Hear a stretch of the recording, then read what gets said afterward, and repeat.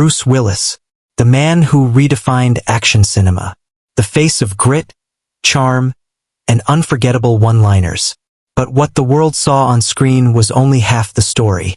Behind the fame was a man who dared to rebel against Hollywood's powerful machine, and paid the price for it. And today, at 70, his family has revealed the most heartbreaking truth. Bruce Willis, the hero of Die Hard, can no longer read, walk, or speak. His journey is not just a Hollywood story, it's a human tragedy. This is the untold story of Bruce Willis. The rise, the rebellion, the betrayal, and the cruel twist of fate. In the late 1980s, Bruce Willis was not the obvious choice for an action star. He was a bartender turned TV actor, known more for his witty charm than for muscles or explosions. But in 1988, Die Hard changed cinema forever. John McClane wasn't a superhero. He was vulnerable, sarcastic, relatable. He bled, he struggled, and he won against impossible odds. That's what made audiences love him. By 1990, Willis was one of Hollywood's most bankable stars. Die Hard 2 earned over $240 million, and studios were offering him $15 to $20 million per film.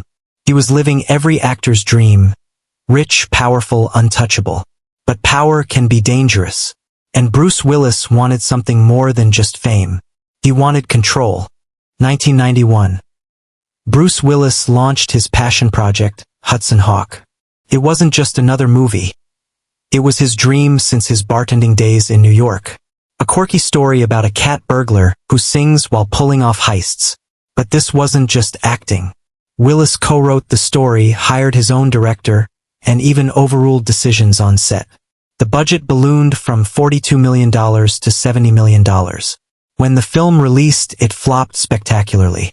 Critics shredded it. Rolling Stone called it unspeakably awful. The New York Times labeled it colossally sour. But the real damage wasn't in theaters. It was in Hollywood's boardrooms.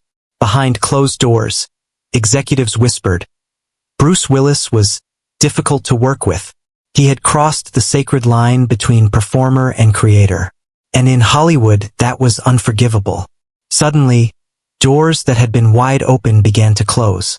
Projects he should have owned slipped away. Even Die Hard 3 almost went ahead without him. It wasn't just punishment.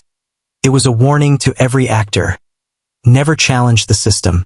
Throughout the 90s, Willis's career became a roller coaster. One hit followed by one flop. Pulp Fiction revived his critical reputation, but it was a supporting role, not a leading one. 12 Monkeys and The Fifth Element showed his talent, but then came Color of Night and Striking Distance. Then, in 1997, the disaster called Broadway Brawler almost destroyed him. Reports say Willis fired the director, the cinematographer, even his own producing partner. Disney pulled the plug after losing $17 million. To settle the lawsuit, Willis had to star in 3 Disney films at a massive pay cut. One of them was Armageddon. Another was The Sixth Sense. Ironically, one of his biggest hits came out of this punishment. But Hollywood's message was clear. Bruce Willis was talented, but dangerous. By the 2010s, Bruce Willis's career took a shocking turn. The man who once dominated theaters was now appearing in low-budget, direct-to-video films. Not 1 or 2, but dozens. Behind this was producer Randall Emmett, who built an empire around exploiting aging action stars.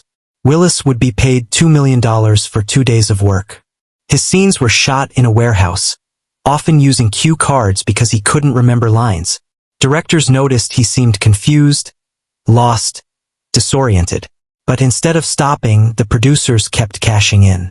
Between 2020 and 2022, Willis appeared in more than 20 cheap movies, films designed not for art but for profit. Audiences felt cheated.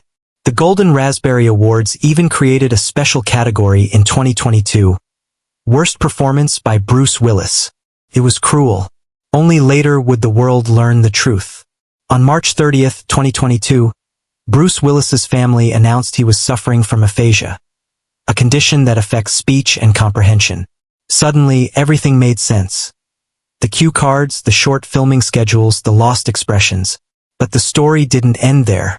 In February 2023, the family revealed a more devastating truth. Bruce Willis had frontotemporal dementia. Unlike Alzheimer's, this disease attacks language, behavior, and personality first. There is no cure. The action hero who once improvised legendary lines now struggled to form even simple words. By 2025, Bruce Willis could no longer read, walk, or speak. Public appearances showed a frail man surrounded by family, smiling faintly but clearly fading. His daughters, his wife Emma, and even Demi Moore stood by him as his world grew smaller. The man who once climbed through air vents barefoot, who saved the world on screen, now faced an enemy he couldn't fight. Frontotemporal dementia was relentless, piece by piece taking away everything that made him Bruce Willis. Bruce Willis's story is one of Hollywood's most powerful lessons.